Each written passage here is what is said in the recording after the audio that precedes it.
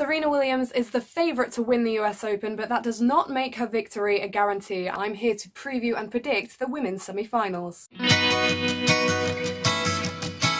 Hey guys, welcome back to the tennis vlog. Don't forget to subscribe if you haven't already done so. So the US Open, the fourth Grand Slam of the season, drawing to a close, and we have our final four women in New York. It's Serena Williams, Anastasija Sevastova, Madison Keys, and Naomi Osaka. Two very different clashes which we are going to preview, analyse, and predict. Starting with the first semi-final that was set, which is Serena Williams, the six-time champion and number 17 seed, against Anastasija Sevastova, the number 19 seed. Due to being out for months after giving birth a year ago, Serena has been seeded at number 17, bumping her up a bit from her world ranking, which is currently number 26, and Sevastova has been bumped down a seed as a result, so she is actually the world number 18. Much to say about this clash. Let's start by looking at the paths of both players to date. Might as well start with Serena. She dropped just 11 games in her opening 3 rounds. The third round featured a high-profile collision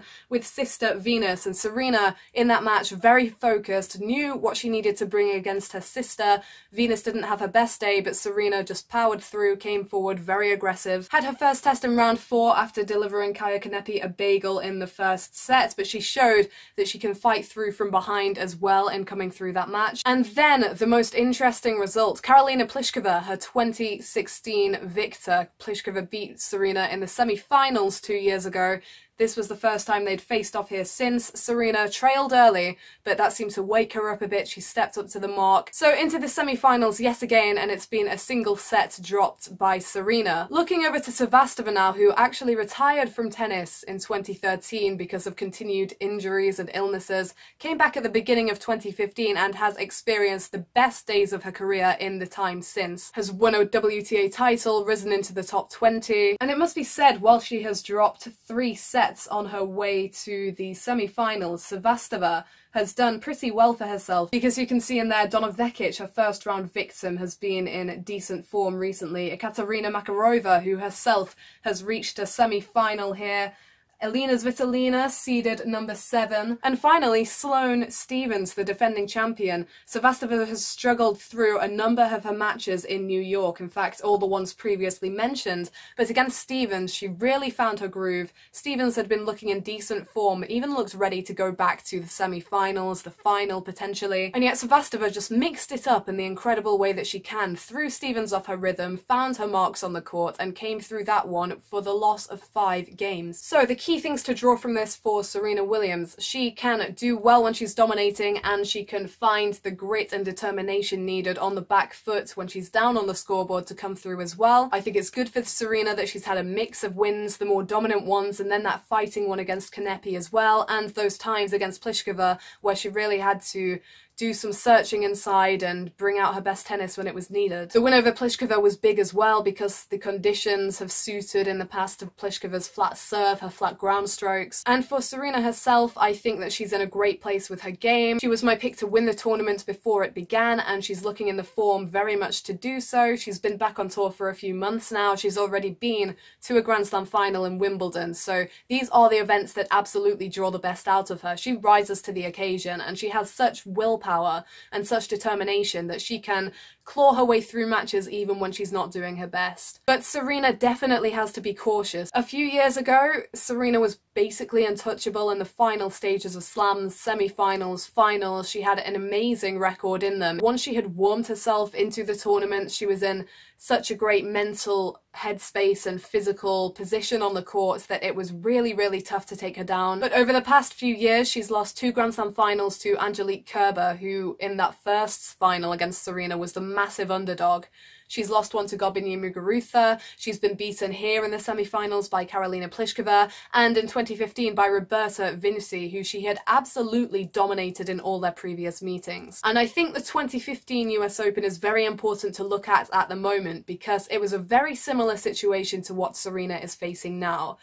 She was the overwhelming favourite to triumph. She was playing Vinci, who was unseeded. On the opposite side of the draw was Simona Halep, who at that time was still slamless, and who Serena dominated in their head-to-head, and also Flavia Pennetta, who just no one expected to win the event at that point in time. Also, Vinci was very similar to Sevastova in that she loved to mix up the style and the pace of play. She had a very tricky backhand, liked to throw in the drop shot, liked to make Serena move, all these kind of things that Sevastova is going to be doing. Sevastova is growing increasingly popular on tour because of her style of play. She hits a very fluid, clean ball, but at the same time she can change things up so beautifully and so discreetly as well. She just throws in the drop shot and she can land it perfectly, and she slices with such consistency as well. She does very well in the longer rallies. And what Sevastova will undoubtedly be trying to do to Serena is make her run, move her towards the net, move her around the baseline, just completely try and throw her off her rhythm. Because this is a match that Sevastova is never going to win just hitting from the baseline, because Serena is so powerful. She can really make the court feel so much bigger than it is. Sevastova isn't a power player, but what Sevastova does have going for her is this difference in style, because we saw at Wimbledon Serena played largely power players all the way through the draw, then came to the final, faced Angelique Kerber, who's very much a counterpuncher, likes to move Serena around a bit, and Serena really struggled with that sudden change in style of the opposition. Kerber took her down pretty quickly. And really, Serena hasn't played a non-power player since the first round. Kanepi can mix it up a bit, but she can also pack a really good punch when she wants to, and she was going for the power and going for the precision in New York. So all things considered, I'm not going straight in there and saying, yes, Serena will win this clash and Sevastova doesn't have a chance, because that frankly isn't true, as 2015 proves. I think it's a bit of a cliche saying that players can go out and compete with nothing to lose, because there is always something to lose, especially at this point of a tournament. It's a Grand Slam semi-final, and for Sevastova, if she can get past Serena, she's got a very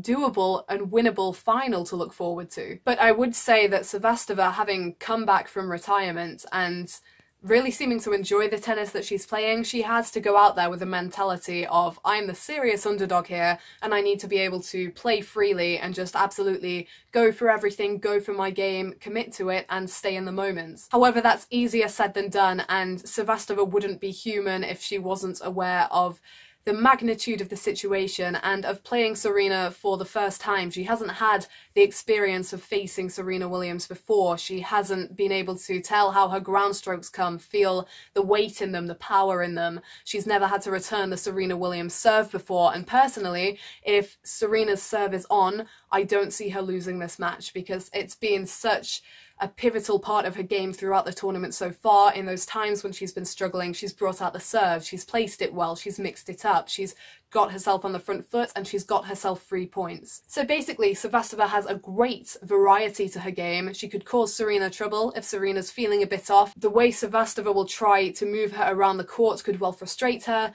but if Serena's serve is on and the rest of her game is on, I definitely don't see her losing this match. So upset possible, but having said that, I'm going to call Serena Williams to win this one in straight sets. Moving on to a really intriguing clash now, and that is Madison Keys, the 2017 finalist and the world number 14, against Naomi Osaka, Indian Wells champion, 20 years old and seeded number 20. Both of them are pretty young. Keys is 23, and Osaka, I think now in terms of results and the way she's playing, is probably in the same position that Keys was in a few years ago, with people expecting her to do big things. Keys has struggled with injury a lot during her career, so has been set back a bit, and at this stage hasn't really achieved as much as people would have expected her to, despite her Grand Slam final. The American has, however, had a great tournament to date, and we're going to take a look at that now. She has only dropped 1 set in making the semi-finals. That was in round 3 against Alexandra Krunic, who has seized an upset or 2 here before. Keys came from a set down and powered through the final 2 sets, and since then hasn't really looked in trouble against 2 potentially tricky opponents. Dominika Cibulkova,